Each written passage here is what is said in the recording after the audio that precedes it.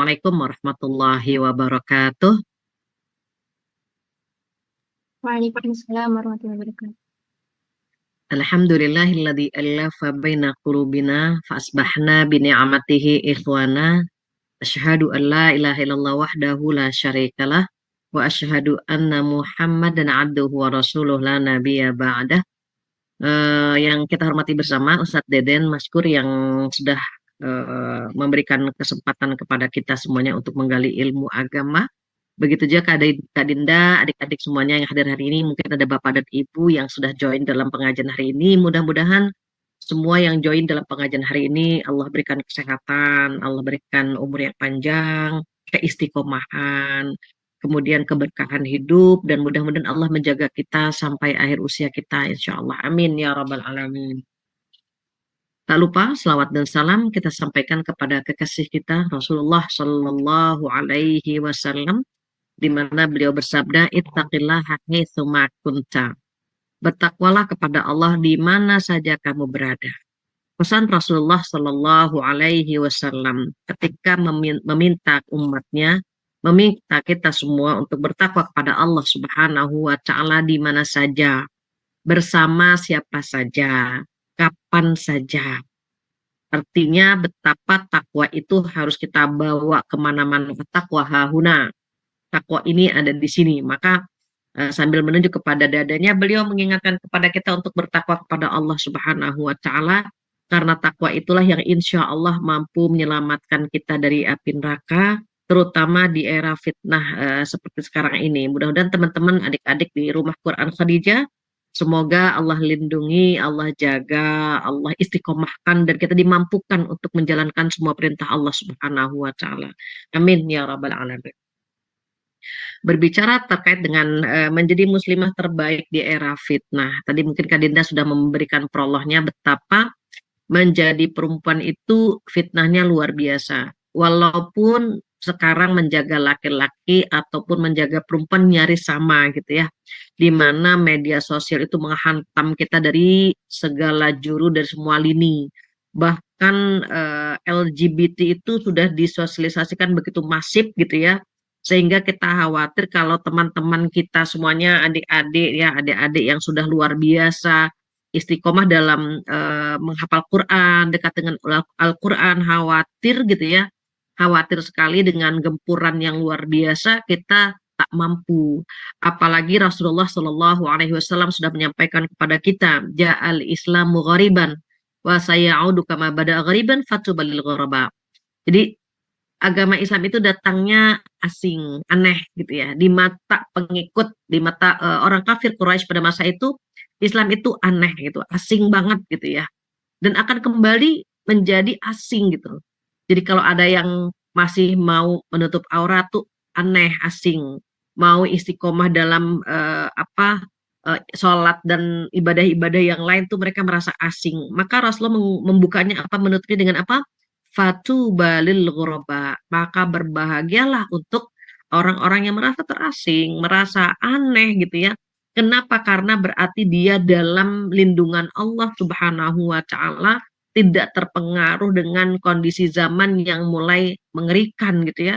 Dan mungkin kita tidak bisa bayangkan 10 tahun lagi, 20 tahun lagi gitu ya. Maka mulai dari Rumah Quran Ummu Khadijah inilah insya Allah lahir generasi baik, lahir anak-anak soleh-solehah gitu ya. Karena kalau misalnya ibunya solehah, insya Allah anak-anaknya bisa membentuk gitu ya. Membentuk anak-anak yang baik. Dan mudah-mudahan semua diberikan kesempatan membina rumah tangga sakinah, mendapatkan suami atau imam yang baik, sehingga bisa melindungi kita, bisa menjaga kita dan anak-anak, insya Allah ya, dari gencarnya fitnah di era sekarang ini gitu ya. Mudah-mudahan Allah kabulkan. Amin ya Rabbal Alamin. Bagaimana agar kita menjadi muslimah gitu ya. Muslimah yang mungkin bisa menjadi muslimah terbaik gitu ya di era fitnah, karena memang kondisi semakin bergantinya tahun itu ujiannya semakin besar gitu ya. Kalau misalnya kita perhatikan gitu ya, betapa semakin tua zaman ini, semakin rapuh, semakin tua juga ya, kondisi kondisi generasinya, dalam artian tua di sini makin rusak gitu ya. Jadi bagaimana agar kita tetap menjadi muslimah yang baik? Ada beberapa tips, ada beberapa cara, dan semoga cara-cara yang akan kita dapatkan ini bisa bermanfaat gitu ya. Yang pertama apa? Yang pertama itu memperdalam ilmu agama. Jadi ilmu itu lentera, ilmu itu cahaya, ilmu itu yang akan membimbing kita ke arah yang lebih baik, ke arah yang benar gitu. Ilmu itu seperti lampu dalam kondisi yang sangat gelap gulita. Jadi kalau kita misalnya listrik mati, lampu mati, kita benar-benar menabrak apa saja yang ada di hadapan kita. Kenapa? Kita tidak bisa melihat mana pintu, mana kamar mandi, mana lemari, mana tempat tidur, dan seterusnya. Maka kita akan menabrak semua yang ada di hadapan kita karena kita tidak mendapatkan cahaya gitu ya. Maka ketika kita ingin sekali cahaya itu benar-benar bersinar bersinar dalam diri kita, maka kita perlu memperdalam ilmu agama. Allah Subhanahu wa taala mengangkat hamba-hamba Allah gitu ya, yang benar-benar dekat dan gemar menuntut ilmu gitu ya. Makanya ayat yang pertama turun kepada Rasulullah Shallallahu alaihi wasallam adalah A'udzubillahi minasyaitonirrajim, Iqra bismi rabbikal ladzi khalaq. Itu pertama yang turun adalah perintah membaca. Membaca itu membaca Al-Quran, membaca ilmu agama, membaca alam, membaca karakter teman-teman, membaca karakter guru, murid, dan seterusnya. Kenapa? Karena dengan membaca itu Allah muliakan gitu. Maka ketika Allah Subhanahu wa taala memerintahkan kita di ayat pertama, Iqra bismi rabbikal ladzi khalaq, bismi rabbik, maka bacalah gitu ya, dengan nama Tuhanmu. Yang pertama itu Allah, kedua Allah, ketiga Allah. Jadi bahasa anak sekarang itu Allah dulu, Allah lagi, Allah terus. Benar-benar harus bergantung kepada Allah. Maka Iqra bismi rabbikal ladzi khalaq itu mengajarkan kita, mengantarkan kita untuk selalu membaca. Sampai diulang di ayat berikutnya. Setelah Iqra bismi rabbikal ladzi khalaq, khalaqal insana min 'alaq, Iqra wa rabbukal akram. Di ayat ketiga Allah menurunkan lagi, menyampaikan kepada kita, bacalah gitu ya. Wa rabbukal akram, dengan nama Tuhanmu atau Tuhanmu itu akan memuliakan kamu. Jadi dengan membaca itu Allah akan memuliakan kita, Allah akan mengangkat derajat kita. Di dalam Al-Quran dikatakan, A'udzubillahi minasyaitonirrajim, yarfa'illahu alladhina amanu minkum walladhina utul ilma darajat. Jadi orang-orang yang berilmu itu diangkat beberapa derajat. Bahkan Allah bertanya kepada kita, hal yastawil ladina ya'lamuna wal ladina la ya'lamun. Apakah sama orang yang berilmu dengan yang tidak berilmu? Pasti pertanyaannya berbeda.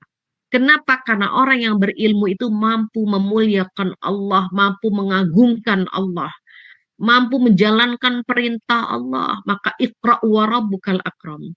Bahkan ada yang menafsirkan bahwa dengan membaca bukan hanya mampu memuliakan Allah, namun sesungguhnya Allah pun memuliakan kita. Maka bekal yang pertama adalah mendalami ilmu agama, karena ilmu agama itu akan melindungi kita, akan menjaga kita. Berbeda dengan harta. Ilmu akan menjaga kita kalau harta kita yang jaga.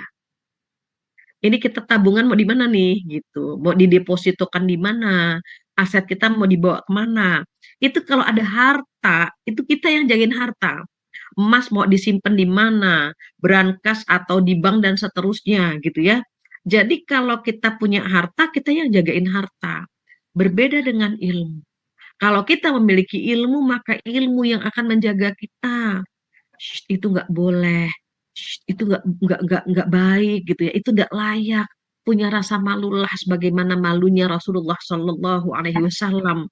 Itu ilmu yang melindungi, ilmu yang menjaga kita gitu.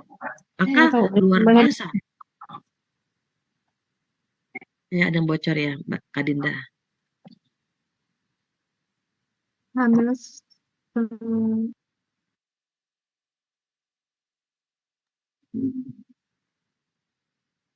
sudah di mute, Ustaz. Oke, baik. Saya ke mute juga barusan ya. Baik. Jadi artinya benar-benar kita harus bisa mendalami ilmu agama. Terus caranya bagaimana?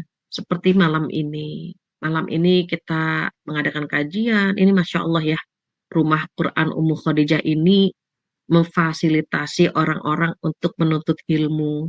Orang yang mempermudah saudaranya mendapatkan ilmu, dia akan dipermudah menggapai surganya Allah. Jadi Ustadz Deden gitu ya, kemudian Kak Dinda, semua yang berkontribusi yang terlibat dalam pengajian hari ini, insya Allah dibalas oleh Allah dengan balasan berlipat ganda. Kenapa? Memfasilitasi orang menuntut ilmu. Jadi saat kita ingin mendapatkan ilmu, kita cari cara. Di antaranya hari ini gitu ya, kita ikut webinar atau seminar atau ikut kajian gitu. Kenapa? Allah itu memberikan kita kesempatan menuntut ilmu dengan cara yang berbeda-beda ya, bisa online, bisa offline dan seterusnya. Tidak ada alasan untuk seseorang malas menuntut ilmu. Kemudian bisa mendengarkan ceramah di YouTube gitu ya, atau di Instagram dan seterusnya, di TikTok. Sekarang semua media sosial itu bisa kita gunakan untuk mendapatkan ilmu dan pencerahan. Atau bisa juga dengan membaca, bertanya, dan seterusnya. Intinya ketika seseorang gemar dengan ilmu, ingin mendapatkan ilmu, dia akan mencari cara untuk mendapatkannya dan dia akan mencari alasan untuk mendapatkan ilmu tersebut. Berbeda dengan orang yang memang tidak ingin mendapatkan ilmu, dia pun akan mencari alasan untuk tidak hadir dalam majelis ilmu. Jadi yang pertama itu adalah menggali ilmu, mendapatkan ilmu, dan mudah-mudahan ilmu kita berkah dan bermanfaat. Insya Allah, amin ya rabbal alamin. Yang kedua, apa yang kedua itu memperkuat iman dan takwa. Kalau tadi disampaikan di awal gitu, Rasulullah Shallallahu Alaihi Wasallam bersabda, Ittaqillah haitsu ma kunta wa atbi'i sayyi'atal hasanata tamhuha. Jadi pesan Rasulullah Shallallahu Alaihi Wasallam apa? Bertakwalah kamu kepada Allah di mana saja, bersama siapa saja, kapan saja. Ketika seseorang memiliki sifat atau karakter takwa, dia akan punya sifat takut kepada Allah Subhanahu wa Ta'ala. Mengapa? Takwa itu artinya takut kepada Allah. Takwa secara etimologi, secara bahasa, takwa itu artinya takut, takut kepada Allah. Secara istilah atau secara terminologi, takwa itu artinya menjalankan perintah Allah dan meninggalkan larangannya. Ketika seseorang merasa takut kepada Allah, dia akan menjaga dirinya dari hal-hal yang membuat Allah marah dan murka. Dia takut kalau Allah itu murka kepadanya. Dia takut kalau Allah nggak redho kepadanya. Maka ketika kita ingin menjaga gitu ya, atau menjadi muslimah terbaik gitu di era sekarang, di era fitnah ini, maka memperkuat iman dan takwa. Di antara caranya adalah menambah amalan-amalan soleh, menambah amalan-amalan sunnah. Seperti misalnya sholat sunnah. Sholat sunnah itu menjaga, melindungi kita gitu ya. Terus kemudian yang kedua, puasa sunnah. Puasa sunnah itu tameng ya, tameng kita dari api neraka. Kenapa sih harus sholat sunnah? Karena kita paham sekali betapa sholat kita tidak maksimal. Kadang-kadang sholat kita tidak khusyuk gitu. Dan kita takut juga kalau ternyata apa yang dirumpiin, apa yang dilaporkan malaikat kepada Allah Subhanahu wa Ta'ala itu terjadi kepada kita. Jadi malaikat itu lapor kepada Allah Subhanahu wa Ta'ala terkait dengan sholat kita. Jadi malaikat lapor, ya Allah gitu ya, hambamu itu ibadah, hambamu itu sholat, tetapi gitu, dari ibadah sholatnya itu yang bisa diterima hanya 10%. Sedikit sekali, sedih ya bacanya. Ada yang cuma 10%, ada yang hanya 9%, ada yang hanya 8%. Kita takut apa yang dirumpiin, apa yang dilaporkan malaikat itu adalah sholatnya kita gitu. Maka apa kata Allah, ya malaikat coba tolong cek apakah dia memiliki ibadah salat sunnah. Maka dilihat oleh malaikat dan malaikat melihat ada ibadah sunnah hambanya. Apa kata Allah, kalau begitu jadikan sholat sunnahnya itu penyempurna sholat 5 waktu yang kurang tadi gitu. Jadi kalau kita ingin dijaga sama Allah kan berarti komunikasi kita dengan Allah harus bagus. Maka komunikasi kita dengan Allah itu dua cara. Kalau mau ngobrol sama Allah, maka kita sholat. Kalau ingin tahu bagaimana obrolan Allah kepada kita, maka membaca Al-Quran. Jadi kalau kita lagi sholat, itu sesungguhnya kita lagi minta sama Allah kan. Ya Allah, tunjukkan kami jalan yang lurus, gitu kan. Ihdinas siratal mustaqim, tunjukkan kami jalan yang lurus. Dalam doa-doa pun kita sampaikan kepada Allah Subhanahu wa Ta'ala. Itu adalah curhatnya kita, obrolan kita kepada Allah. Sementara kalau kita membaca Al-Quran, sesungguhnya Allah sedang berbicara kepada kita. Apa sih yang Allah mau dari hambanya gitu. Maka saat Allah menyampaikan firman-Nya dalam Al-Quran, kita tahu Allah nyuruh apa, Allah melarang apa gitu. Maka kita tinggal pilih gitu ya, kapan waktunya kita ngobrol dengan Allah dan kapan waktunya kita pengen tahu bagaimana obrolan Allah, bagaimana perintah dan larangan Allah yang disampaikan kepada kita lewat kitab suci Al-Quran gitu ya. Jadi tinggal milih kapan waktunya Allah ngobrol sama kita dan kapan waktunya kita ngobrol sama Allah Subhanahu wa Ta'ala. Tadi kita melengkapi dengan sholat sunnah. Yang kedua, kenapa dengan puasa sunnah? Karena puasa sunnah itu menjadi apa ya, tameng ya, menjadi tameng kita dari api neraka. Puasa sunnah pun mampu melindungi kita dari hawa nafsu yang buruk begitu. Jadi penting sekali apalagi buat yang masih sendiri gitu ya. Puasa sunnah itu sangat membantu melindungi kita dari hawa nafsu yang negatif lah ya gitu. Yang ketiga itu memperbanyak zikir dan juga doa.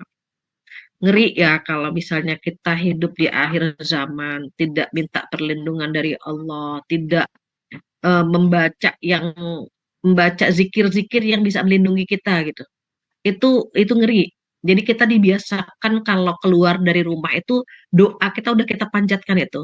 Doa keluar rumah, belum ayat kursinya, belum tiga kulnya gitu ya. Maka kenapa ada zikir pagi dan petang?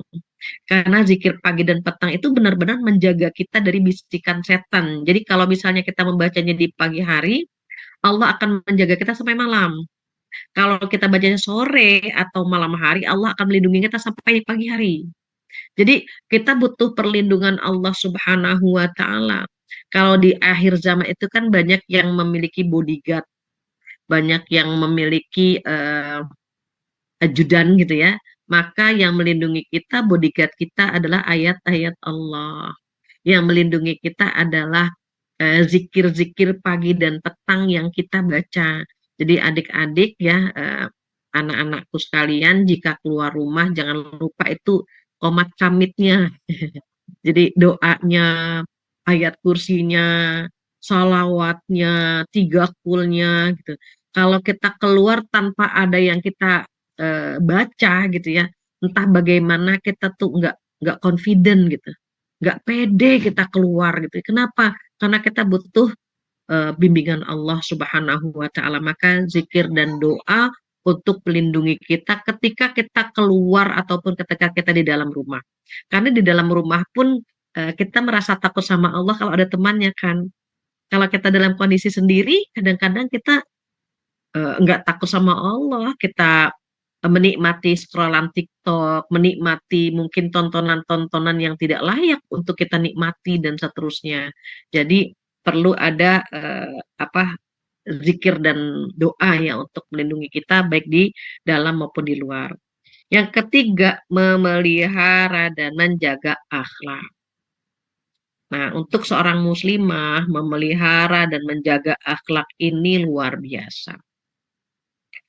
Kita pernah ingat karena saya sering ya alhamdulillah dengan teman-teman di rumah Quran Ummu Khadijah ini kan sering ya mungkin eh, perlu ngulang sedikit biar adik-adik refresh. Masih ingat gak ya dengan model akhlak sepertinya saya pernah menyampaikan ya. Jadi di sini memelihara dan menjaga akhlak.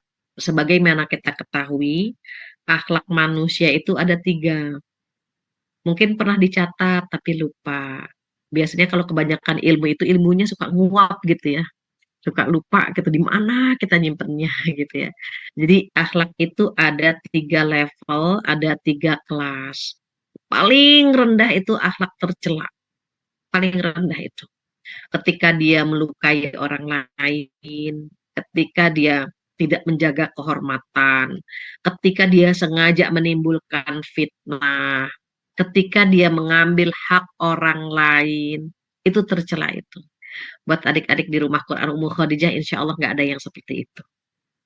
Kenapa? Itu akhlak paling rendah gitu ya. Akhlak tercela itu ya yang tadi sudah saya sampaikan, melukai hati orang lain, mengambil hak orang lain, atau sengaja menimbulkan fitnah dan seterusnya gitu ya, maka itu merupakan akhlak tercela. Ada yang kedua, namanya akhlak standar. Akhlak standar itu ketika disakiti dia membalas, ketika diambil haknya dia minta dikembalikan. Boleh nggak sih dalam agama kita? Boleh. Makanya ada kisos, ada apa namanya eh, potong tangan gitu dan seterusnya itu agar ada efek jera. Agar ada efek jera maka boleh ada balasan gitu ya. Dengan catatan balasannya itu seimbang. Kalau cinta ditolak dukun bertindak itu nggak seimbang. Maka tidak dibolehkan. Kalau misalnya dicubit balasnya mukul nggak seimbang. Kalau dirumpiinnya cuma 2 menit, kita ngerupin dia 1 jam, tidak seimbang. Maka kalau misalnya kita punya akhlak standar, ya sekedar membalas sesuai dengan yang dia ambil dari hak kita, gitu. Dan paling banyak di survei, manusia itu paling banyak memiliki akhlak standar. Dan mereka sudah merasa bagus banget, gitu. Daripada dia akhlaknya tercela, gitu ya. Maka ketika dia memiliki akhlak standar, dia merasa sudah okay gitu, fine gitu, nggak ada masalah kan gitu ya. Banyak malah yang akhlaknya buruk begitu.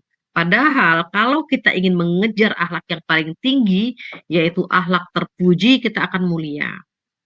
Nah, akhlak yang paling tinggi untuk umat Nabi Muhammad, untuk kita semua adalah akhlak terpuji. Dilukai, dia tidak dendam. Disakiti, dia berusaha memaafkan. Ada sabarnya, ada menjaga kehormatannya, begitu. Itu adalah akhlak-akhlak terpuji, dan dan Rasulullah Shallallahu Alaihi Wasallam menyampaikan pesan kepada kita apa? Wa khaliqin nas bi khuluqin hasan. Atas bagaimana agar kita memiliki dan bisa menjaga akhlak terpuji, yang pertama adalah berperilaku baik, karena kita pengen bisa menjaga akhlak kita gitu ya. Jadi karena tadi ada model akhlak ada 3, tercela, standar, dan terpuji, dan kita ingin sekali gitu ya, kita ingin sekali bisa menjaga akhlak kita gitu ya. Maka yang pertama adalah berperilaku baik. Tutur kata kita jaga, cara jalan, cara berbicara, nah itu. Perilaku kita baik gitu ya. Kalau kita mau ngikutin Rasulullah itu memang sudah seharusnya, karena Rasulullah Shallallahu Alaihi Wasallam itu akhlaknya di atas rata-rata. Maka Allah Subhanahu Wa Taala berfirmannya apa? A'udzubillahi minasyaitonirrajim. Wa innaka la'ala khuluqin azim. Ada ala di situ. Bukan fi ya, tapi ala. Wa innaka, dan sesungguhnya engkau ya Rasulullah Shallallahu Alaihi Wasallam benar-benar gitu. Jadi lam itu harfu takkid ya. Kemudian a'la itu di atas gitu ya. Jadi akhlak Rasulullah Shallallahu Alaihi Wasallam itu di atas gitu ya, di atas rata-rata. Dikatakan akhlak beliau adalah agung, azim, mulia, agung. Karena kita akhlaknya di bawah beliau, maka kita harus mengikuti yang lebih tinggi. Tidak ada yang bisa kita contoh, tidak ada yang bisa kita jadikan role model kecuali Rasulullah Shallallahu Alaihi Wasallam. Nah, di akhir zaman nanti tontonan jadi tuntunan. Gaya hidup orang-orang di luar sana gitu ya. Mungkin akan kita ikuti, padahal role model kita adalah Rasulullah Shallallahu Alaihi Wasallam. Kalau kita perhatikan anak-anak sekarang kan bagaimana cara berpenampilan, kalungnya, rambutnya gitu, cara bicaranya gitu ya, itu kan tidak sesuai dengan yang dianjurkan gitu ya. Mudah-mudahan teman-teman di Rumah Quran Ummu Khadijah tidak menjadikan tontonan sebagai tuntunan ya, dan saya yakin itu insya Allah. Maka yang pertama itu harus berperilaku baik. Kedua, penampilannya harus rapi dan syar'i, tutup aurat gitu. Jadi kalau kalau perempuan itu kan dari ujung kepala sampai ujung kaki itu kan fitnah semua. Makanya even dia menutup aurat ada kriterianya kan gitu. Menutup aurat itu tidak sampai misalnya mohon maaf berbentuk gitu. Bajunya tidak transparan, warnanya tidak menyolok gitu kan ada kriterianya ya. Maka penampilan pun dibuat rambu-rambu oleh Allah Subhanahu wa taala. Yang ketiga, tutur kata kita sopan. Permisi Kak, permisi Bu gitu ya. Kita nyenggol atau misalnya kesandung maaf Bu, maaf Pak, itu tutur kata yang simple, ringan, tetapi kadang sulit sekali dipraktekkan oleh anak-anak sekarang. Kadang-kadang dia nabrak kita, kemudian dia pergi saja, dia numpahin minuman kita, nggak ada kalimat maaf gitu. Itu akhir zaman kita melihat anak-anak itu moralnya itu akhlaknya luar biasa gitu ya. Terkadang sedih juga, ya Allah gitu ya. Mereka melanggar rambu-rambu lalu lintas kemudian melukai kita pun nyaman-nyaman saja. Tutur kata di jalanan itu seperti kebun binatang gitu. Itu tantangan sampai-sampai mohon maaf gitu ya. Ada hewan disebut itu seperti bercandaan saja gitu. Nggak begitu gitu ya. Hah gitu. Itu kalimat eh, mereka mereka mereka plesetin sih memang ujungnya enggak ing ya, tapi ir gitu. Dan itu keluar dari mereka tuh seperti mengunyah permen gitu. Tutur kata mereka kasar gitu ya. Tutur kata mereka itu eh, tidak menunjukkan bahwa mereka memiliki eh, akhlak dan kriteria yang bagus gitu. Maka ini buat teman-teman, buat adik-adik tolong dijaga, bilang terima kasih, bilang maaf, itu menjadi menjadi budaya ya, menjadi budaya dan Rasulullah mencontohkan itu gitu. Maka tutur kata yang sopan, mengemas kata, mengolah kata yang bagus gitu. Itu juga merupakan akhlak yang dicontohkan Rasulullah Shallallahu Alaihi Wasallam. Yang keempat apa? Hindari flexing, hindari pamer. TikTok, media sosial ya, TikTok, Instagram, Facebook, Twitter, apapun itu terkadang menjadi tempat flexing. Jadi buat bapak dan ibu, buat adik-adik, semuanya, nggak semuanya orang harus tahu kan barang-barang kita, kenikmatan kita, enggak kan gitu. Jadi kalau saya perhatikan ini mereka itu berlomba-lomba ya untuk flexing, untuk pamer di sosial media, sehingga kayaknya kalau kita nggak ikut-ikutan flexing, kita jadul banget gitu. Ketinggalan zaman, nggak up to date gitu ya. Akhirnya kita ngikut tuh apa yang ada di sosial media, kita ngikutin gitu. Padahal kan nggak semuanya harus di flexing, nggak semuanya harus dipamerin gitu ya. Entah itu, mohon maaf ya, rumah gitu ya, kendaraan, mungkin berlian dan seterusnya atau mungkin kalau teman-teman itu ya eh, barang-barang yang lain lah gitu.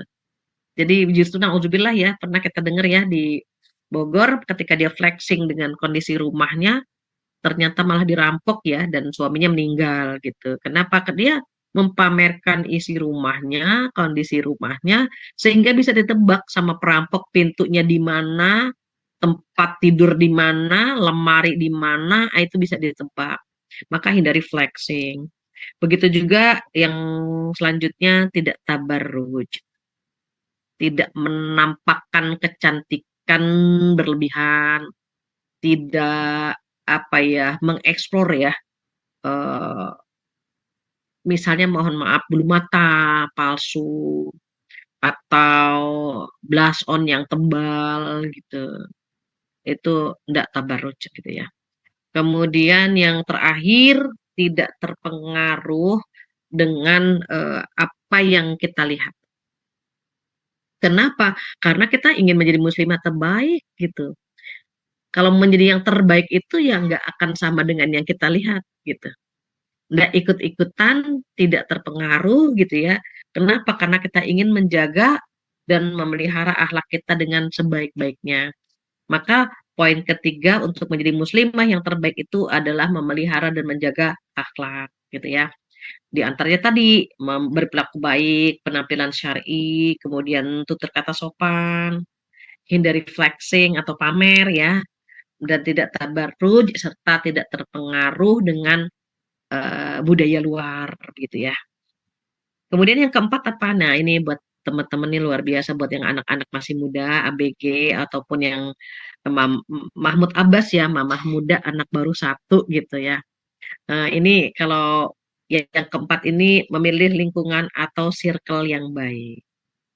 Saya pernah berada di posisi teman-teman yang kurang baik. Pernah berada di posisi itu ketika waktunya sholat tidak ada yang bergerak untuk sholat. Sampai kita berpikir, ya Allah, bagaimana mungkin sebanyak ini nggak ada yang ingat sholat gitu. Adzan berkumandang Allahu Akbar, Allahu Akbar. Saya tengok kanan, kiri, bro semuanya makan semuanya. Sampai saya merasa kok mereka nyaman ya, adzan berkumandang, terus nggak ada yang ngingetin sholat. Tuh. Beda banget kalau misalnya kita kumpul dengan orang baik-baik, dengan circle yang baik, ketika adzan berkumandang langsung pasti ada yang ngomong. Kita saat di mana nih? Gitu. Di tempat rumah makan ini atau kita di hotel atau bagaimana? Pasti ada yang ingat. Tapi kalau circle kita nggak baik, mereka nggak ada yang ingat sholat gitu ya. Mereka menikmati makanannya, jamuannya, benar-benar sampai mungkin waktu habis pun mereka nyantai saja. Nauzubillah gitu. Dan terkadang kalau kita ikut di jalur yang salah itu mengerikan sekali gitu. Maka perlu memilih lingkungan atau circle yang baik. Kita lihat circle itu yang pertama harus jauh dari maksiat. Kalau dia menganggap maksiat itu sepele, ringan, kali-kalilah gitu. Itu berbahaya itu. Atau misalnya dia keluar jalur gitu ya. Ah itu perlu ditinggalkan. Terus yang kita cari yang mana? Cari circle yang ketika bertemu dengan dia mengingatkan Allah, mengingatkan surga, mengingatkan kematian. Nah itu berarti circle kita yang sekarang kita lihat circle-nya sudah kondusif belum. Kalau circle kita belum kondusif, cari circle yang kondusif, yang bisa membentuk kita, menjaga kita. Jadi caranya tadi, yang kira-kira mengingatkan Allah, mengingatkan akhirat, gitu ya. Mengingatkan kematian, gitu. Mengingatkan surga, itu circle yang Masya Allah. Kalau ternyata ada circle yang mengajak kita kepada maksiat, jauh dari Allah, keluar jalur, maka segera tinggalkan. Kenapa? Apakah kita akan aman berada di tempat yang tidak nyaman gitu? Apakah kita aman kita berada di situ dan Allah tidak mencabut nyawa kita? Apakah kita aman gitu ya ketika kita bergaul dengan mereka dan ternyata 5 menit kemudian kita terjerumus dalam kemaksiatan? Maka benar-benar harus kita jaga circle yang ada di eh, orang-orang terdekat kita. Circle kita sebagai bagaimana nih sehat atau tidak gitu ya. Harus cepat mengambil keputusan karena kita harus memilih circle yang baik. Itu yang keempat. Kemudian yang kelima apa? Yang kelima untuk menjadi muslimah terbaik di era fitnah ini kita harus benar-benar aktif dalam kegiatan amal soleh. Harus aktif dalam kegiatan amal soleh misalnya terlibat dalam dakwah gitu. Terlibat dalam kegiatan sosial gitu ya. Jadi kalau ada eh, santunan nih, ini di kota wisata itu aktivitasnya kan banyak banget ya gitu. Itu terlibat di situ. Ada kajian, ada aktivitas sosial, ada misalnya kegiatan dakwah dan seterusnya. Oh, kita terlibat di situ, entah kita jadi pengurus atau kita bantu-bantu dan seterusnya itu luar biasa. Kenapa itu jariyah yang bisa kita nikmati di hari kiamat nanti? Masih ingat ya ketika Rasulullah Shallallahu Alaihi Wasallam bersabda apa? Demi Allah, demi Allah, demi Allah. Jika seseorang mendapatkan hidayah lantaran dirimu, lewat dirimu, maka pahalanya dunia beserta isinya. Kita udah kaya banget kalau bisa menarik orang lain ke dalam kebaikan. Makanya kan ayatnya jelas ya, a'udzubillahi minasyaitonirrajim, wal 'asri innal insana lafi khusr. Apa kata Allah? Demi masa, ada yang menafsirkan demi waktu asar. Sesungguhnya manusia seluruhnya dalam keadaan rugi, seluruhnya. Innal insan, manusia itu semuanya dalam keadaan rugi, rugi, rugi, semuanya. Kecuali yang mana? Kecuali yang melakukan 4 hal. Apa yang pertama? Illal ladina aman. Yang pertama orang-orang yang beriman. Wa amilus solihat, dan beramal soleh. Makanya kita harus aktif dan terlibat dalam kegiatan amal soleh. Kemudian apakah iman dan amal soleh cukup? Tidak. Cuma baru 2. Allah menambahkan 2 lagi. 2 itu internal kita, iman dan amal soleh itu ke dalam, buat kita. Yang 2-nya lagi adalah watawasau bil haqqi watawasau bis sabr. Ada tawasau di situ. Apa tawasau? Saling menasehati, saling mengingatkan, gitu kan, saling berpesan. Bagaimana yang kita sampaikan benar, bil haq, kebenaran yang kita sampaikan. Kemudian yang kedua, sabar, penuh dengan kesabaran atau pesan dalam kondisi sabar dan seterusnya. Nah, ini 4 ini yang membuat kita beruntung. 4 ini yang membuat kita insya Allah selamat. Maka perlu kita ingat 2 internal, 2-nya lagi eksternal. Iman dan amal soleh itu ke dalam diri kita. Tawasau bil haqqi wa tawasau bis sabr itu keluar. Kita mengajak orang lain berbuat baik dan kita mengajak orang lain untuk bersabar, baik dianya maupun kita. Begitu. Itu yang kelima. Terakhir, nah ini yang tidak kalah pentingnya untuk menjadi muslimah terbaik di era fitnah ini, yang terakhir adalah kuatkan mental dan disiplin. Mentalnya harus kuat. Tahan banting. Jadi kalau misalnya godaan, ujian gitu ya, itu kita berusaha bagaimana mental kita kuat. Anak-anak sekarang itu kan dianggapnya seperti generasi strawberry. Gimana sih generasi strawberry? Strawberry itu cepat lembek, cepat hancur. Nah, jadi banyak pengamat, banyak psikolog mengatakan generasi sekarang itu seperti generasi strawberry. Lembek, nggak boleh diuji sedikit langsung bundir, bunuh diri. Nah, kita harus kuatkan mental kita. Diingat bahwa semua terjadi atas izin Allah. Ujian yang terjadi kepada kita itu atas izin Allah. Nggak ada yang kebetulan. Kalau kita diuji oleh Allah Subhanahu wa Ta'ala, ya karena Allah ingin menggugurkan dosa kita, karena Allah ingin melihat seberapa kekuatan mental dan spiritual kita.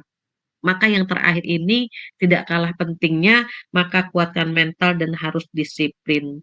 Caranya bagaimana? Caranya itu harus menjadi pribadi yang istiqomah, sabar dan istiqomah. Ulet ya, gitu ya, kuat gitu. Pokoknya kalau belum eh, apa ya, kalau belum bisa tercapai apa yang kita inginkan terus gitu. Saya harus bisa ngapal ini nih terus gitu.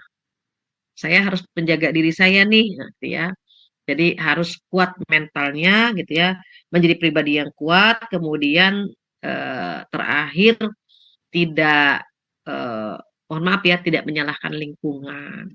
Ini gara-gara ibu saya, gara-gara ayah saya misalnya, gara-gara teman saya gitu ya. Jadi tidak play victim ya, tidak mudah menyalahkan orang lain gitu ya. Tidak apa ya, tidak memfitnah orang lain, tetapi ketika ada musibah yang terjadi, ya semua atas izin Allah. Karena sekarang banyak yang flying victim ya, jadi gampang banget nyalahin itu gara-gara dia, karena dia dan seterusnya. Kayaknya dia tuh nggak pernah salah gitu. Maka ini yang terakhir ini gitu ya, menjadi pribadi yang kuat gitu ya, harus harus benar-benar tidak tidak rapuh gitu ya. Even misalnya orang mengatakan bahwa generasi Gen Z atau misalnya Gen Z ya, Gen Z itu lemah, biarkan mereka mengatakan atau berpendapat seperti itu, tapi kita sedang berusaha bagaimana menjadi generasi yang kuat, yang tangguh. Harapannya apa? Allah redha, Allah memberikan kita kekuatan untuk menghadapi fitnah apapun yang kita hadapi ya, yang ujiannya luar biasa, dihantamlah kita di depan, belakang, kiri, kanan, seakan-akan kita tidak berdaya gitu. Dan Rasulullah Shallallahu Alaihi Wasallam sudah mengingatkan bahwa di akhir zaman gitu ya, di akhir zaman akan seseorang mempertahankan keyakinan itu seperti memegang bara. Jadi kalau memegang bara kan panas ya, masing-masing ingin melepaskannya. Dan banyak yang ingin melepaskan keyakinannya, banyak yang ingin melepaskan jilbabnya, banyak yang ingin melepaskan ibadahnya dan seterusnya. Dan itu banyak sekali di DM gitu ya. Saya apa suka baca di DM orang-orang yang curhat itu ngeri-ngeri semuanya. Ada yang mau murtad, bayangkan nauzubillah. Ada yang gitu ya. Jadi ingin bundir, ada yang aduh mereka tuh benar-benar harus memperkuat mental dan spiritualnya itu dengan bersandar kepada Allah Subhanahu wa taala. Alhamdulillah nggak terasa jam 9. Ada yang ingin ditanyakan, ditambahkan atau memberikan pengalaman bisa sharing malam ini. Saya kembalikan lagi kepada Kak Dinda. Silakan Kak Dinda. Baik, Masya Allah, jazakillah khairan kasiran ya Ustazah. Masya Allah atas materi yang disampaikan, bagaimana Sama-sama. kiat-kiat kita menjadi wanita terbaik di zaman fitnah ini. Ada beberapa kriteria tadi ya Ustazah. Yang pertama yaitu harus memperdalam ilmu agama, kemudian memperkuat iman kita dan takwa, meningkatkan ibadah kita, kemudian memelihara dan menjaga akhlak, yaitu berlaku baik, berpenampilan yang rapi dan syar'i, berkata yang sopan, kemudian tidak tabaruj, dan tidak terpengaruh dengan apa yang kita lihat dari orang lain gitu. Selanjutnya memilih lingkungan dan circle yang baik gitu. Kita aktif kegiatan amal soleh dan kita harus menguatkan mental kita dan disiplin. Tuh, ini tuh poin-poin Masya Allah. Selanjutnya, bagi semua sahabat Madrasah Senin Malam yang ingin bertanya kepada Ustazah, disilahkan untuk bertanya, bisa raise hand langsung, juga bisa di kolom chat, yang nonton di live streaming juga bisa untuk chat langsung di kolom komentarnya. Mungkin ini ada satu pertanyaan yang masuk Ustazah. Baik. Dari Projo, Assalamualaikum Ustazah, jika ada musibah bagi saya merasa saya banyak dosa sehingga saya diuji. Bagaimana ya Ustazah? Ya, ketika kita diuji oleh Allah Subhanahu wa taala dan kita tahu bahwa boleh jadi itu sebagai penggugur dosa, maka kita akan ikhlas menerima ujian tersebut. Mengapa? Karena kalau kita dikasih ujian, Allah itu ingin mengangkat derajat kita. Tapi sayangnya lemah, dosa banyak di badan. Sehingga Allah perlu menggugurkan, mengurangi lemak-lemak dosa tadi gitu. Saya buat ilustrasi misalnya kita mendaki. Kita mendaki tetapi ransel di pundak kita banyak gitu, isinya. Banyak banget sampai ransel tuh, berat banget. Bagaimana kita bisa mendaki? Sementara ransel kita isinya penuh, tangan kanan lain, tangan kiri lain. Kita mendakinya tertatih-tatih. Perlu kita turunkan beban yang ada di pundak dulu. Tangan bawaan yang di tangan kanan lepaskan, yang di tangan kiri lepaskan gitu. Baru kita bisa mendaki dengan nyaman gitu ya. Sama halnya ketika Allah akan mengangkat derajat kita. Allah mau angkat, tapi dosa kita banyak banget, perlu digugurkan dulu. Nah, cara menggugurkan dosanya dengan ujian yang kita hadapi sekarang. Jadi kalau kita yakin ya Allah nih menggugurkan dosa, oh kita insya Allah ikhlas menerima ujian tersebut. Semoga ketika kita ikhlas, Allah mengampuni dosa-dosa kita dan Allah langsung mengangkat kita ke level yang lebih baik lagi. Demikian wallahu a'lam. Insya Allah. Begitu mungkin jawabannya dari Kak Ati Projo. Selanjutnya ada yang raise hand Ustazah. Siap, Ada siap. Kak Rini Susanti, disilakan untuk bertanya Kak. Silakan Mbak Rini. Ya, Ustazah. Assalamualaikum warahmatullahi wabarakatuh, Ustazah. Waalaikumsalam Mbak Rini. Ustazah, saya dari Kuala Lumpur, Malaysia. Masya Allah, barakallah. Oke, barakallah, Ustazah. Izin bertanya, Ustazah. Mengenai akhlak terpuji yang tadi Ustazah sampaikan ya, jika dilukai tidak dendam, bersabar, dan menjaga kehormatan diri. Nah, saya ingin bertanya saja, Ustazah, bagaimana kaitannya dengan surah Muzammil, surah ke-73, ayat 10, wasbir ala ma yaquluna wahjurhum hajran jamila. Dan bersabarlah kepada apa yang mereka katakan kepadamu dan tinggalkan mereka atau menjauh dari mereka dengan cara yang baik. Seperti itu. Nah, karena bagaimana ya sikap kita Ustazah, di titik mana kita harus bersabar jika luka itu terus-menerus dan datang dari orang yang dekat dengan kita gitu ya. Jadi kita, karena kalau sabar itu kan perkara iman, kita harus memaafkan ya. Maaf itu perkara iman, melupakan itu perkara melupakan itu perkara akal, tapi jiwa ini yang masih tidak utuh rasanya akhirnya mengganggu kesehatan mental kita sendiri. Jadi mengganggu kesehatan mental. Intinya seperti itu, Ustazah. Tapi di sisi lain kita juga harus bersabar. Nah, bagaimana benang merahnya, titik kulminasinya, agar kita bisa ya tetap menjaga budi pekerti yang baik kepada orang yang menyakiti kita, tapi kesehatan mental kita juga tetap terjaga. Jazakallah khair. Assalamualaikum. Ya, amin. Waalaikumsalam warahmatullahi wabarakatuh. Iya Mbak Rini, ketika Rasulullah Shallallahu Alaihi Wasallam mendapatkan perlakuan yang kurang bagus ya dari orang-orang kafir Quraisy, maka itu ada beberapa tahapan-tahapan yang Allah berikan sebagai solusi.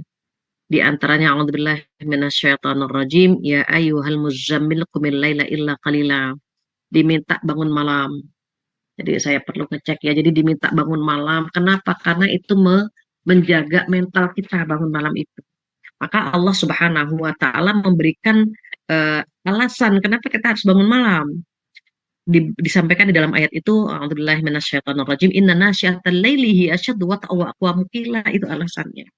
Jadi ketika kita membaca surat Al-Muzammil, kalau kita bacanya dari awal, itu akan dapat titiknya di situ.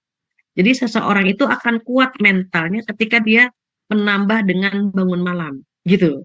Baru nanti disebutkan di situ baca Quran, gitu ya. Waratilal Quran tartila, kemudian wadkurisma rabbik, kemudian zikir menyendiri, menjadikan Allah sebagai wakil, baru ayat ke-10-nya. Wasbir ala ma yaqulun, sabar dengan yang mereka ucapkan, sabar dengan yang mereka fitnahkan kepada kita. Kadang-kadang ada tutur kata yang melukai, ada tutur kata yang menyakiti, yang terkadang kita tertiang-yang terus dengan tutur kata itu. Kata Allah, wasbir ala ma yaqulun, sabar. Memang kata-kata itu kadang-kadang tidak melukai badan, tetapi dia menusuk ke jantung gitu ya, yang apalagi kalau perempuan itu melupakannya susah gitu. Terus bagaimana? Kalau kita sudah sabar, maka wahjurhum hajran jamila, tinggalkan, jangan sering bertemu. Nah, masalahnya adalah ketika orang itu adalah orang terdekat kita, entah anak, entah suami, entah adik kakak, entah orang tua gitu. Itu memang ujian yang Allah berikan kepada kita beraneka ragam. Jadi kalau misalnya ada yang diuji lewat pasangan, karena dia akan dikasih anugerah lewat anak-anak yang soleh. Dan dia nggak bisa kalau diuji lewat anak-anaknya. Maka Allah mengujinya lewat pasangan. Begitu juga ada yang diuji lewat orang tua. Karena dia nggak mampu kalau diuji lewat pasangan. Begitu seterusnya. Jadi ketika seseorang sudah mengisi jiwanya gitu ya, dengan yang tadi disampaikan oleh Allah, bangun malam dan membaca Quran, maka Allah katakan sesungguhnya gitu ya, sholat di waktu malam mengisi jiwanya lebih kuat dan bacaan Al-Quran di waktu malam lebih berkesan, maka insya Allah tidak akan sampai kepada mental yang rapuh. Karena Allah sudah sampaikan, itu benangnya sampai ke situ baru nanti gitu. Ada kalimat wasbir ala ma yaqulun gitu ya. Jadi nanti boleh dicek di surat Al-Muzammil ayat 1 sampai ayat mungkin 10 ya. Sampai ayat 11 juga bisa. Wadharni wal mukadzibina ulin na'mati wa mahilhum qalila. Nah itu. Jadi kalau kita sudah bisa melihat ini ayat ini gitu ya, entah bagaimana ada kekuatan yang Allah berikan kepada kita yang pakai logika itu enggak. Logika kita itu nggak akan pernah terganggu, mental kita nggak akan pernah terganggu. Kenapa? Oh, sandarannya kuat begitu. Makanya kalau ada yang bilang, Bu Fatia, saya nggak kuat dengan ujian yang Allah berikan. Oh, kata Allah, Allah tuh mengatakan kita tuh kuat gitu. Sedikit lagi kamu tuh kuat gitu. Cuma sandaran kita yang terlalu lemah. Makanya kalau kita bersandar sama Allah, yang lemah jadi kuat, yang miskin jadi kaya gitu. Yang gitu ya, yang rapuh jadi lebih lebih tough lagi dan seterusnya. Wallahu alam, demikian Mbak Rini. Kak Rini ya, kalau di Malaysia manggilnya apa Kakak? Apa aja saja. Jazakallah saja, Mbak insyaallah. ya, amin. Insyaallah. Selanjutnya Ustazah ada yang bertanya. Ya, silakan. Ada yang Akan raise hand Ustazah lagi? saat Oh enggak ya, di room chat ya?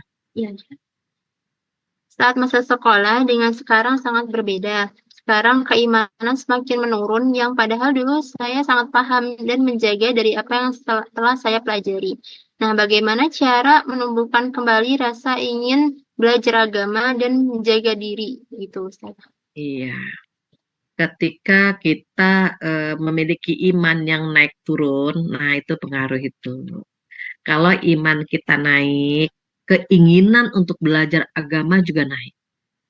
Tapi kalau iman kita turun, kadang-kadang malasnya juga hadir. Nah, karena iman itu naik turun, iman itu naik dengan ketaatan dan turun dengan kemaksiatan, maka kita sama-sama menghindari maksiat. Kenapa? Karena ilmu itu cahaya. Jadi ingat Imam Syafi'i ya.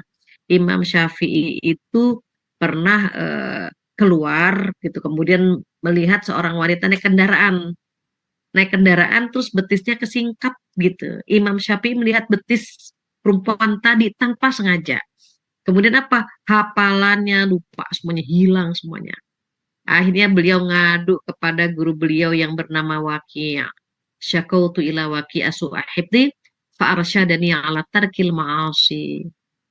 Fa innal ilma nurun wa nurullahi la yuhda lil 'asi. Apa artinya? Aku mengadu pada guruku yang bernama Waki' tentang buruknya hafalan, malasnya aku, buruknya hafalanku dan seterusnya gitu ya, mungkin pengaruh. Kemudian apa? Fa'arsyadani Allah tarkil ma'asi, maka guruku mengatakan tinggalkan maksiat. Kenapa? Fa'innal ilma nurun, ilmu itu cahaya.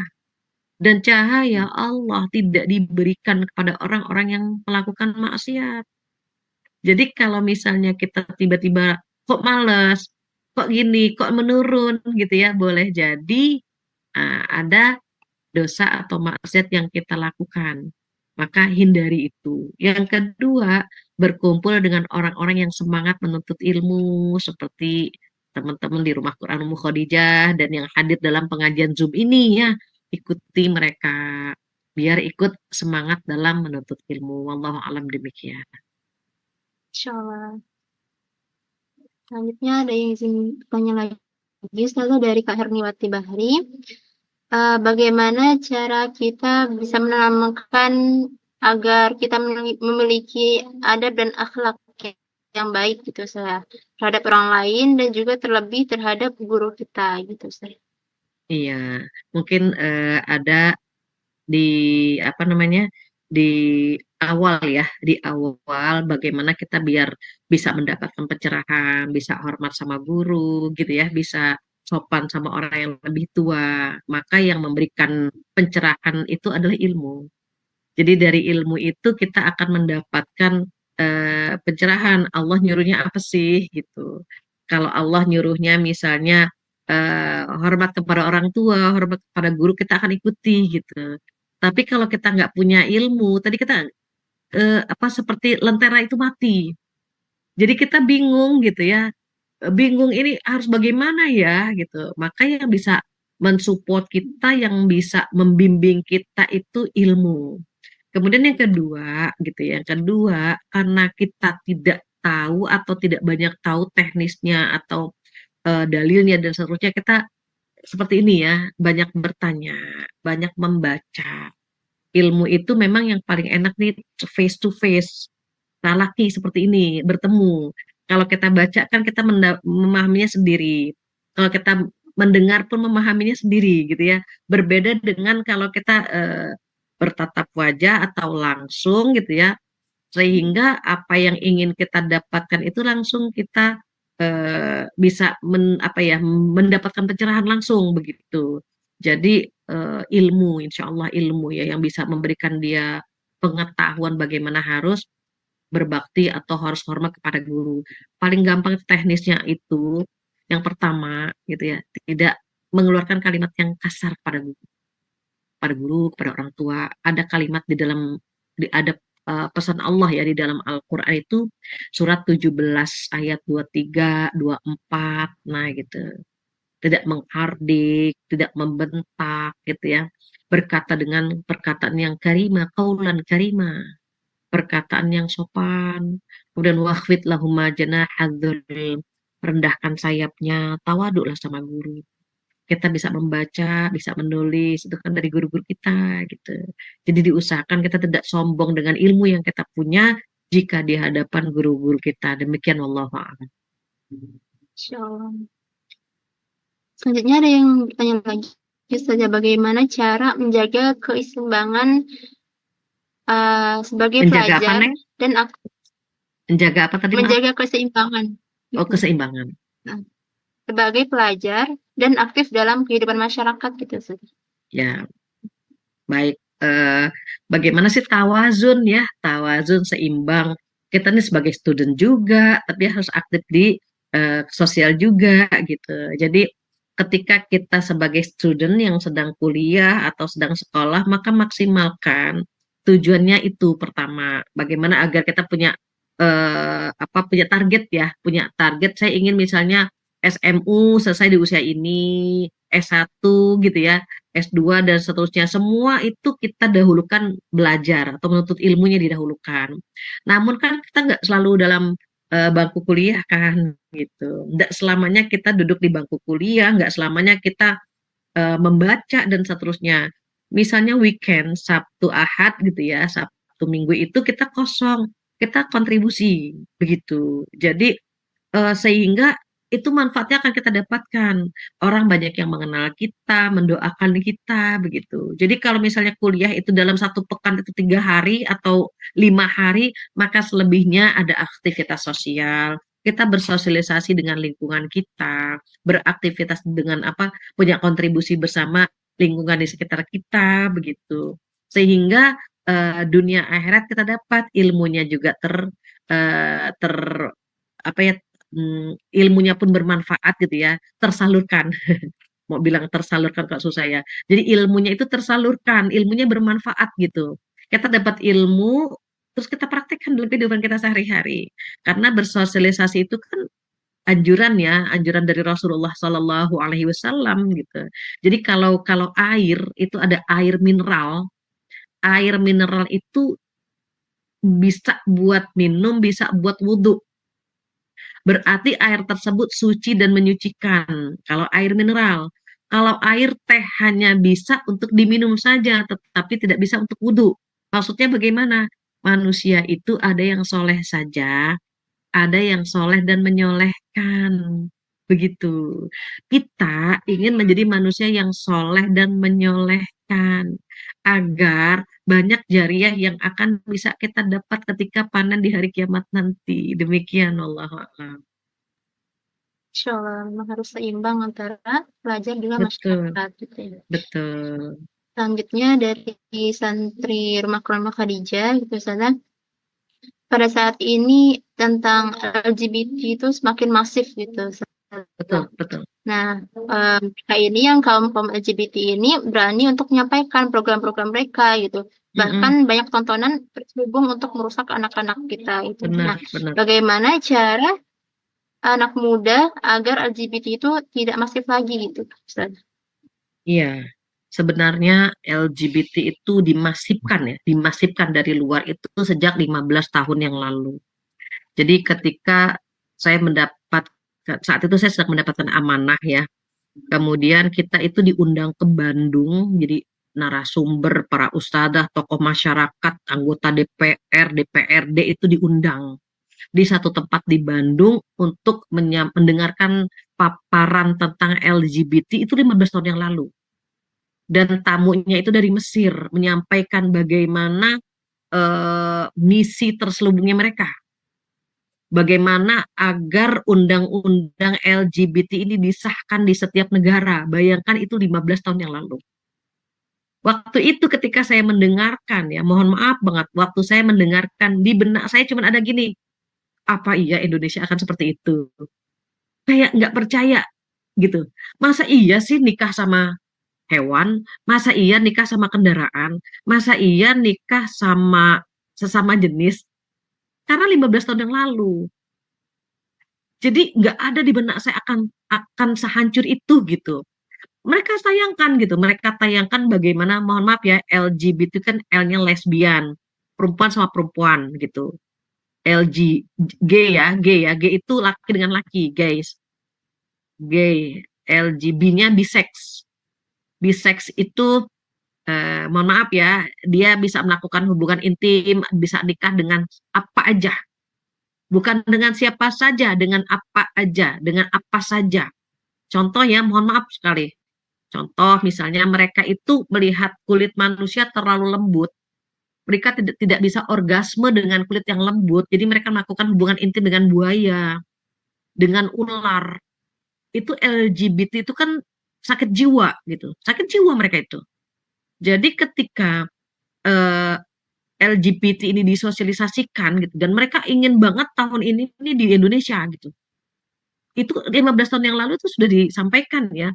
Nah, kalau T-nya kan transgender ya, kalau LGBT ini kalau kita lihat itu semuanya itu empat-empatnya itu sakit jiwa semua itu sebetulnya. Sakit jiwa. Terus caranya bagaimana? Orang-orang yang dekat dengan kita itu harus kita jaga, kita lindungi. Ada teman saya pura-pura ya, teman saya pura-pura jadi anggota LGBT, pura-pura saja. Dia pura-pura LGBT, dia masuk ke akunnya, dia kaget ternyata tetangganya gitu. Satu RW, kelurahan, itu tuh ternyata astagfirullah dia bilang, ternyata mereka tuh LGBT semua gitu. Rinding saya dengarnya. Jadi dia pura-pura gitu, dia pura-pura punya akun samaran ya, punya akun samaran, ketika masuk, dia kenal semua itu. Ini kan teman di kampus, ini tetangga, ini satu kelurahan, dan seterusnya. Kenapa anggarannya besar untuk mensosialisasikan ini? Makanya ya cara yang pertama itu kita jaga orang-orang terdekat di rumah kita, adik, kakak, anak-anak gitu ya. Itu pertama kita jaga. Yang kedua, kita harus menolak LGBT itu disahkan di negara kita lewat ormas, lewat lembaga pendidikan, lewat apa saja, lewat wakil rakyat yang bisa kita titipkan amanah di sana, kita titipkan. Karena ini permainannya bukan permainan kaleng-kaleng ya, ini kan konspirasi global. Jadi memang memang yang dulu yang saya pikir tidak akan secepat itu gitu ya. Nah, itu akan terjadi, ternyata terjadi gitu. Jadi misalnya ada pernikahan teng teng teng teng gitu ya. Itu mana suaminya? Ternyata suaminya mobil, kendaraan. Dia nikah dengan kendaraan gitu. Ada yang nikah dengan kera. Orang sakit jiwa semua. Apa kita pengen keluarga kita sakit jiwa seperti mereka kan gitu. Nauzubillah. Maka kita harus main kuat-kuatan doa, kuat-kuatan penjagaan kepada orang-orang terdekat. Udah lama ya, 5 tahun yang lalu, ini saya cerita sedikit, ada jamaah saya perempuan ya, dia telepon ke saya, ternyata adiknya itu masuk ke dalam komunitas itu.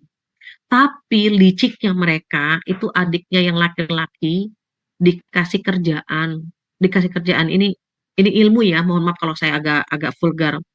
Dikasih kerjaan menjual kondom kerjaannya. Itu jamaah saya itu sampai gemeter cerita ke saya karena dia harus ngejar adiknya yang di luar kota. Dia pikir Bu, kata jamaah saya ini, saya pikir Bu, adik saya itu bisnis jualan apa. Saya nggak rela kalau adik saya disuruh menjual kondom. Dan saya pikir menjual kondom itu tidak harus dipraktekkan dengan kelamin sendiri. Bayangkan Ibu, katanya. Jadi ternyata banyak kan orang-orang bule yang beli dan itu dikejar sama kakaknya ya. Jadi jamaah saya itu sama ibunya langsung ke kota tersebut, dikejar, dibuka itu kantornya. Hampir setiap ruangan ada orang yang na'udzubillah itu sodomi. Jadi sebegitu masifnya. Sampai saya bilang, Mbak, itu adiknya harus ditarik pulang ke Jakarta, saya bilang. Kalau enggak, itu penyakit kelamin akan menular di apa kepada adik, pada yang beli semuanya. Menjijikkan sekali. Saya nggak nyangka kalau negara kita sudah serusak itu, gitu. Jadi akhirnya dia bilang, oke Bu, saya akan ke kota tersebut dan akan nyari adik saya karena dia kabur ya. Jadi saya kaget Bu, setiap masuk ke ruangan ya, ke ruangan ke kantor adiknya itu orang laki-laki dengan laki-laki lagi ciuman, laki-laki dengan laki-laki lagi melakukan hubungan intim, kan jijik banget gitu. Makanya itu adalah penyakit jiwa. Maka yang terakhir yang kemarin banyak termasuk anggota DPD ya minta agar Sudirman dihukum kebiri, dihukum mati karena diantaranya itu telah menyodomi 32 atau 35 anak yang hafal Quran di rumah di pesantren Quran. Bayangkan itu kan sebuah penghancuran ya, penghancuran nama, itu sebuah misi terselubung, sengaja itu dibuat separah itu sehingga bayangkan anak-anak yatim, itu kan pesantren yatim, anak-anak yatim itu trauma, bahkan ada yang sampai hancur ya anusnya karena disodomi oleh dia dengan Sudirman tadi gitu. Dan ini lagi ramai agar diberikan hukuman terberat ya buat dia. Jadi demikian, itu termasuk bagian misi terselubung LGBT karena anggaran itu luar biasa besarnya. Nauzubillah, mudah-mudahan Allah lindungi kita semuanya, insya Allah, amin. Begitu mungkin.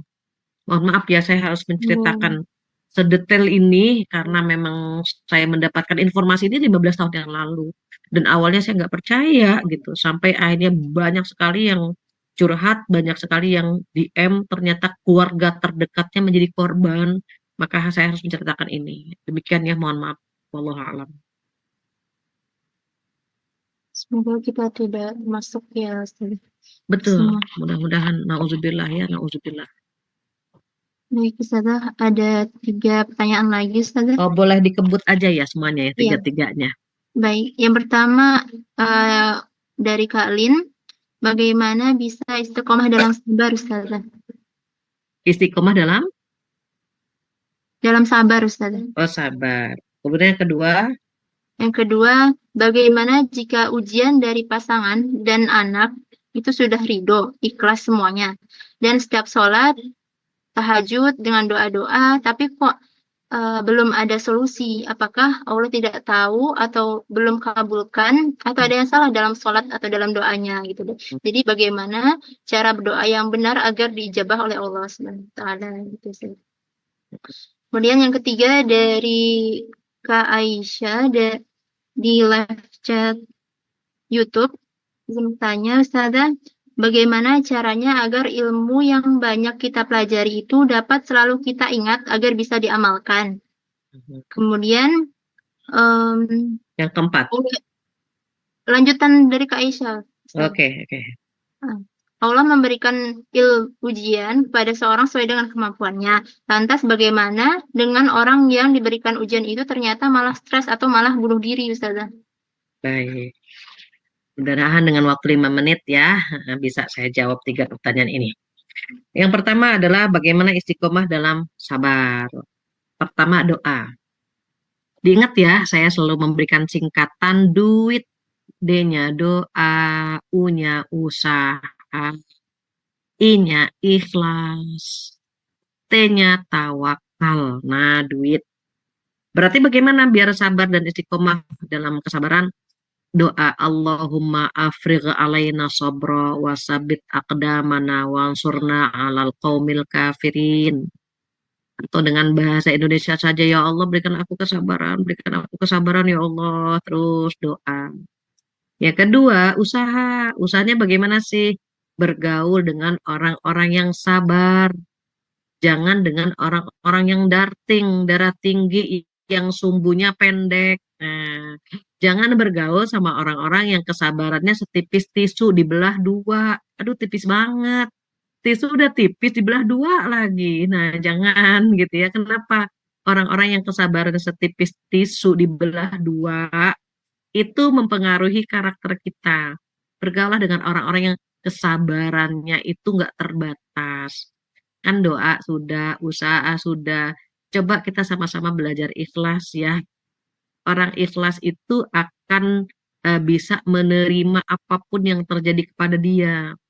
Nah, masalahnya adalah kadang-kadang kita lelah yang membuat kesabaran kita hilang.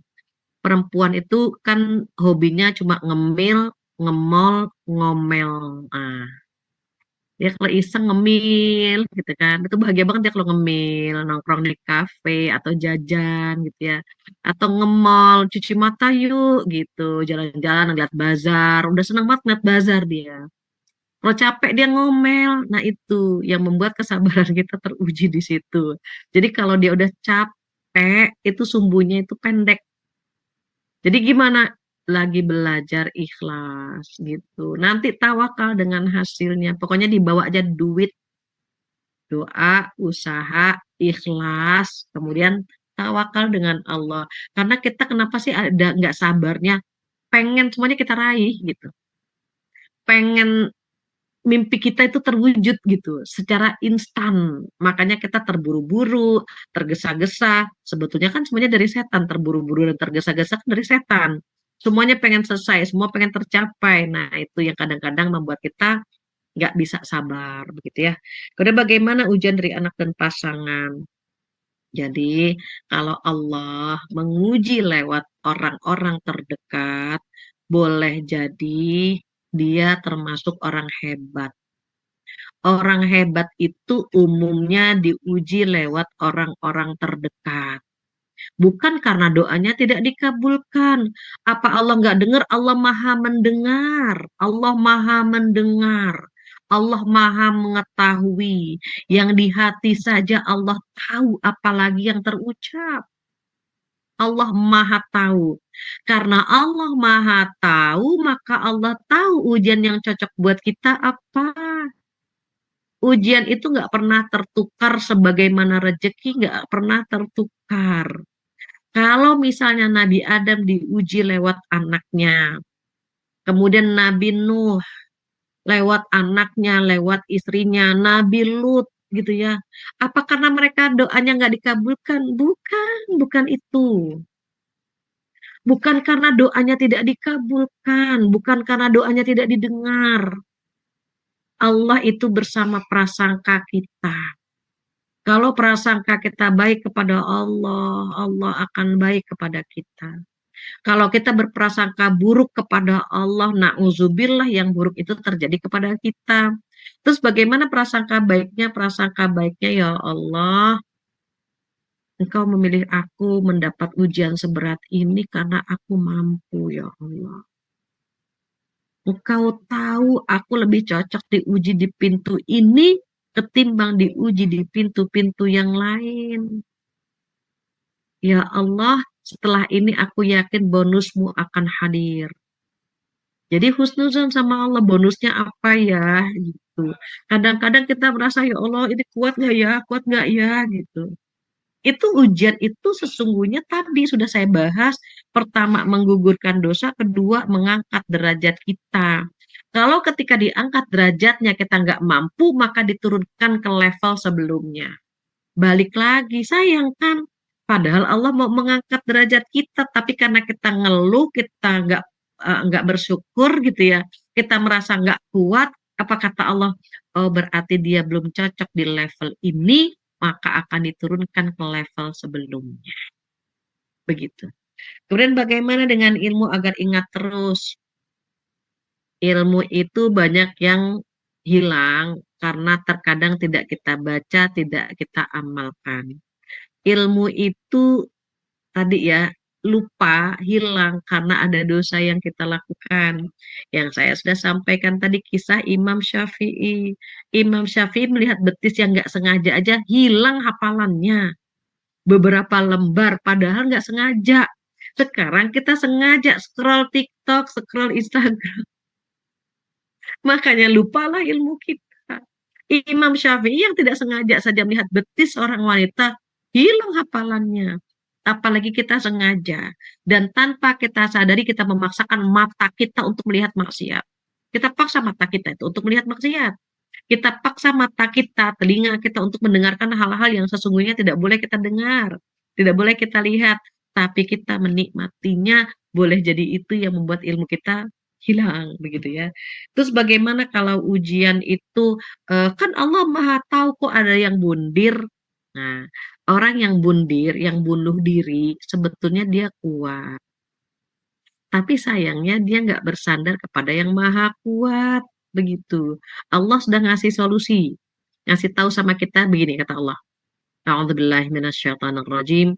Wasta'inu bis-sabri was-shalah.